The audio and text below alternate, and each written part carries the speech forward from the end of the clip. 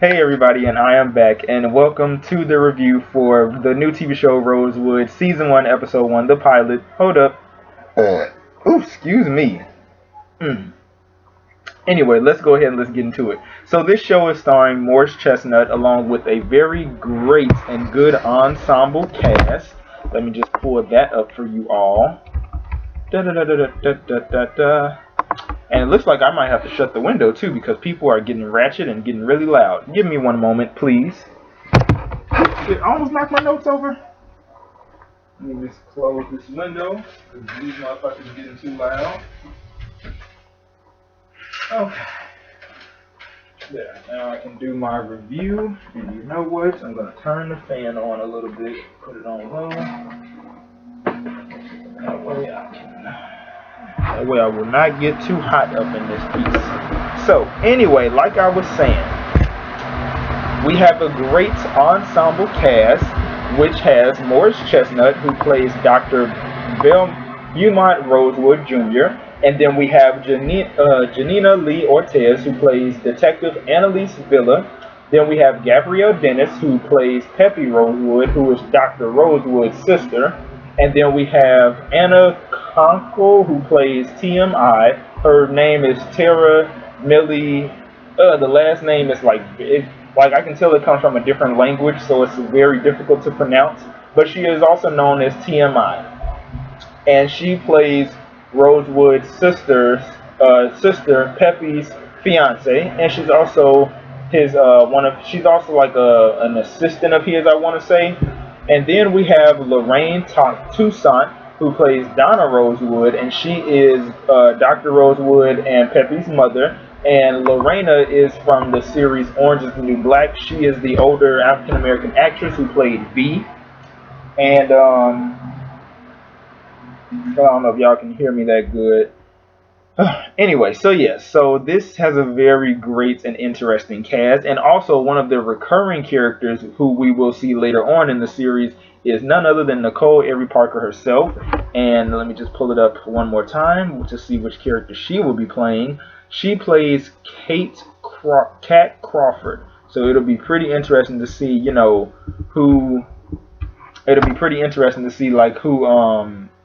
which character she plays. So yes, let's get into it, shall we? So we start off with Dr. Rosewood, who is having a morning jog in the early a.m. The show takes place in Florida, I believe Miami to be specific. And anyway, we see that we are in an investigation of an apparent murder or suicide. And he pretty much is greeted by the captain, who really does not like him too much. What was the captain's name? I think I wrote it here somewhere. Yes, Captain Hornstock. He really does not like Rosewood at all, and part of the reason is because Dr. Rosewood is a private. He owns his own business. He is a private pathologist consultant. So in other words, if you want his services, you have to pay. And of course, he always promotes himself and says, I take all major credit cards, and it's like, oh, you just turn around and you'll always see me. And then whenever the character turns around, bam, we see the billboard. So I like how he shamelessly plugs his business every opportunity that he gets, and it's really funny. So I like that. So pretty much, he pretty much broke down what happened with the person who was killed. I believe it was a murder or a suicide. I believe it was a suicide. I'm not too sure. But he pretty much broke down what had happened and just pretty much was like, hey, it's no biggie. It is what it is. And then, of course, he was like, oh, yeah, I'll take that in any major credit card. I take checks too, da-da-da-da. He's about his business and he is about his money. And I like that. Next, we see that he goes to his office and he is greeted by his sister, Peppy, and her girlfriend, who is also, I believe that she is also Dr. Rosewood's sister because, no, not sister. That would be wrong. I believe that she's Dr. Rosewood's assistant because Tara and Pippi, they are pretty much the two of them along with Dr. Rosewood. Pretty much the three of them make up Dr. Rosewood's team, if you will, who, just goes through everything, every case, every autopsy, breaks things down. They find the stuff that the first ME from the police district may have missed. So, they're always there to sort of re-examine and go over the work after all the work has been done. They are the type to reinvestigate and pretty much see if they can reopen the case, because you know, you never know what you might have missed in the first autopsy. The ME could have missed something. You know what I'm saying? No autopsy is ever completely right or accurate. So just, you know, just putting that out there. So yeah, and then they agreed. Then, you know, their mother Donna, she came in to visit them, and she is in need of his help because a friend of hers who was very near and dear to her, and she was a part of her choir, I believe, had been murdered. And you know, the police aren't telling her anything, and she believes that, well, no, because the police thought that it was a suicide, but she believes that it was murder because she just doesn't believe that. I'm trying to find her name.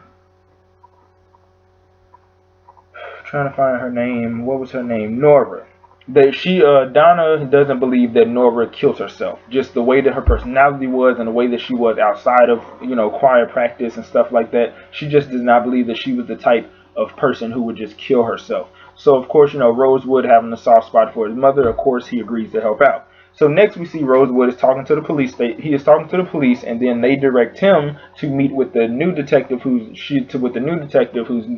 has returned to her hometown because she was born and raised there, and then she moved up to New York with her husband, but then, you know, moved back.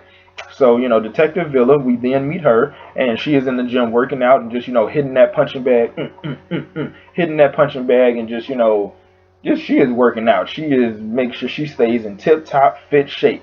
So, pretty much, he welcomes her to Miami, and then he discusses the case right away, and she refuses to reopen it at first. So then Rosewood and Peppy, they meet to discuss the case, and if he is also taking his meds, because with Dr. Rosewood, when he was a child, and throughout certain periods in his life, he has had seizures, and he's had, like, certain close calls with death.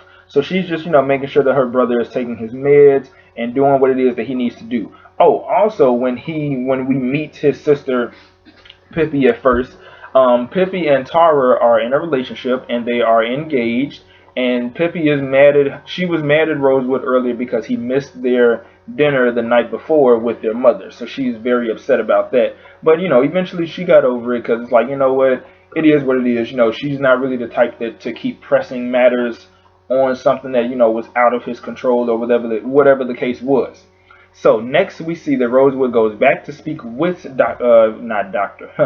Rosewood, he goes back to speak with Detective Villa, and then he tries to get through to her, and they begin talking about each other's past. He pretty much, you know, tells her about himself a little bit, and then, you know, let's see, after he tells her what he found, yeah, he tells her about himself a little bit, and then after that, because like she wasn't really opening up to him as he was opening up to her. Anyway, after that, he then tells her what he found in Nora's autopsy that the first ME had missed, and he just found different things that, you know, again, the ME had missed, and just pretty much breaking it down to her. So, you know, after that, Detective Villa, she files for a request in the morning, the very next day, to reopen the case, and reopening the case they do. So the file for a request, it goes through, and, you know, they get cleared. So they find Nora's boyfriend Carlos, and Villa, you know, they had of course a chase had ensued. She was chasing after him. Dr. Rosewood, he just, you know, stayed there, but he was walking behind them, just, you know,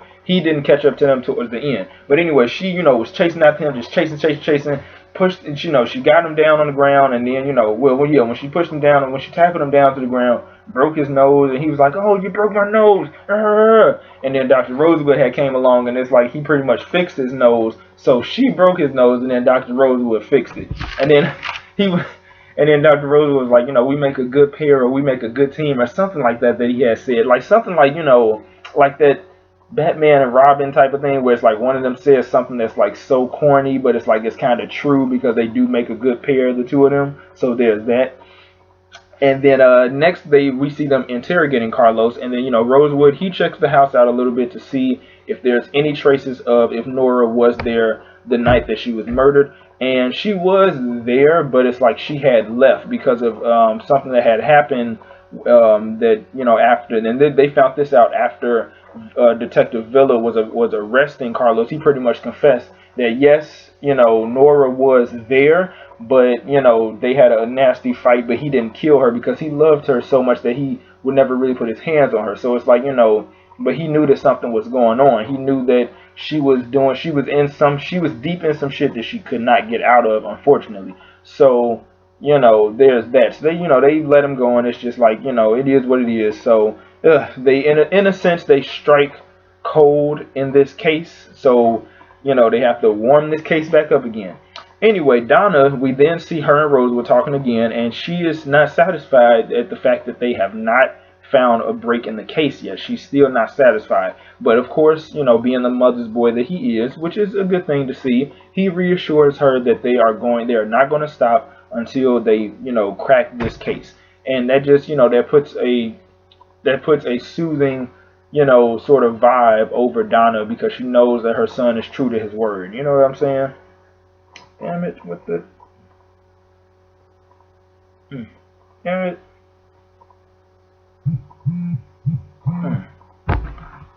Oh.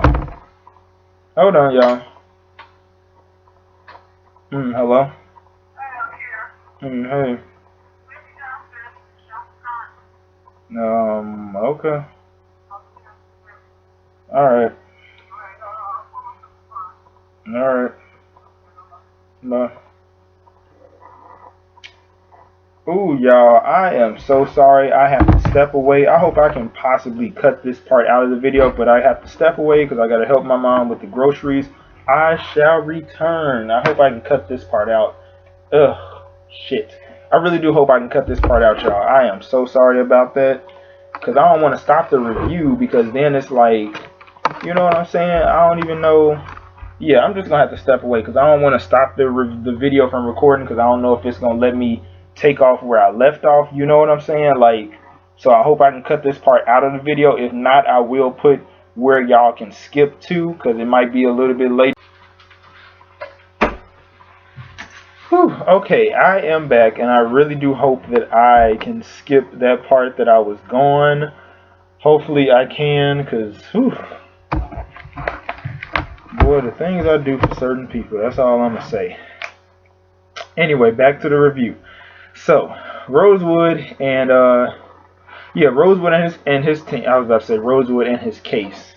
Anyway, Rosewood and his team, they find a break in the case, and they tell Detective Villa, and so her and Rosewood, they team up and they find a man named Arthur, who they suspect is the man who killed Nora. So they go to the shipping dock where a bunch of boats are, and they find the boat that he owns, and they, you know, Villa knocks on the door, and it's like, you know, Rosewood just tells her to go in because it's like, you know, he could be asleep or whatever the case is. She opens the door, and they find Arthur with a gunshot wound to the head. Now, at first, it looks like an apparent suicide, but then again, as they relook at it, that it could be a murder that was staged to look like a suicide. You know what I'm saying? So,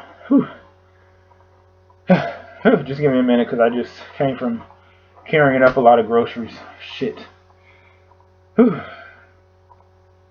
Anyway, the cops show up, and of course, Captain Hornstock, he doesn't believe them, and, you know, he doesn't believe them and the stuff that they're trying to do, and he just pretty much, you know, he's very negative towards them. It's just kind of like, you know, give up on the case type of vibe that I got from him. But of course, they did not give up on the case, and I'm glad that they didn't. So, you know, what they end up doing is going back to the drawing board, because now it's like, okay, we have to see, you know, how was Arthur in connects with Nora, and how was she in connects with him, and what was it that the two of them were doing that ended up getting them in this predicament where the two are now dead. So Rosewood tells Villa about his then that's when he tells her about his ill-filled past, about him having seizures, and, you know, because, you know, Detective Villa thinks that he is just obsessed with death, and he pretty much breaks it down to her and lets her know that it's not that he's obsessed with death, it's just that he has had very close calls, and he's had his brushes with death since a very young age. So, you know, it's not that he's obsessed with it, it's just that there's a reason why he is in the business that he is in. You know, being a pathologist, and, you know, it's just, there's a reason why he cares so much when it comes to cases like this, you know, because he takes a certain interest in death doesn't mean that he's obsessed with it. It's the fact that that's his past. You know what I'm saying? So, you know, yeah, he then, yeah, oh, and then that's when, after they do like another autopsy of, oh yeah, well they do it, well not an autopsy because during his whole, you know, spiel about his ill-filled past and how he suffers with arthritis and stuff like that, he then remembered that Arthur had arthritis. Therefore, he couldn't have been the one who had killed himself and also killed Nora because, like, with, you know, the way that his hands were, and like when Pippi had pulled up the screen and they saw the X-ray of his hands, the skeleton, you can see that, like, with the state of his arthritis, the way that it was, he wouldn't have been able to hold a gun of such weight. It was like a pistol or whatever, but guns are heavy. Like guns are heavy. Like, you know what I'm saying? So like he wouldn't have been able to hold one without, you know, shaking and getting a nerve and twitch within his arm and hand within his arms and hands. So he couldn't have been the one who did it. So that's how they then find out that, oh, you know, damn, he wasn't the one who killed her and then killed himself. It was all a setup. So then this takes them to this hostile club, and they go to meet this guy that Rosewood knows, who's called Juju, and he's pretty much like this this big shot guy in Miami who, you know, he knows just about anybody who knows the big shots, the the guys who call all the shots. Look, he knows all the, you know, all the topper pretty much. He knows all the top people in Miami. So, you know, of course he denies knowing Nora, and then, you know, he just doesn't want to snitch because he doesn't want to die and all this stuff and blah, blah, blah, blah, blah. But he ends up snitching on himself because he was talking about how, like, I don't know nothing about Nora or some old man. And it's like, you know, Rosewood was like, we never said nothing about the man being old. So you just basically snitched on your damn self. See, people do that so damn much. It's ridiculous.